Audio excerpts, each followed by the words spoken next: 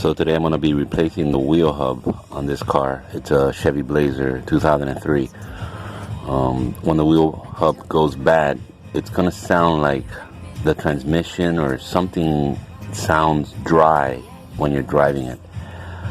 Kind of sounds like this right here.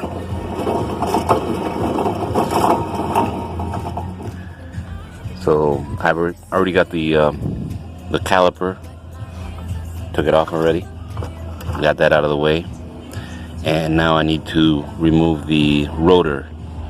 To remove the rotor, you gotta have a special tool sometimes. And they rent these at the auto part.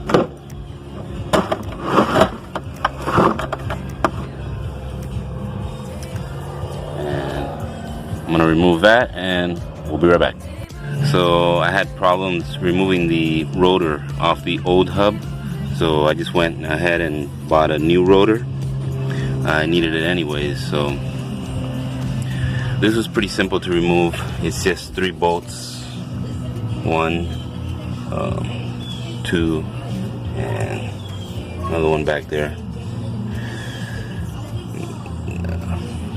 18mm bolt, and you have to disconnect this cable, which goes up behind here, and it plugs up in there somewhere. So I'm gonna go ahead and put it back together and we'll be done.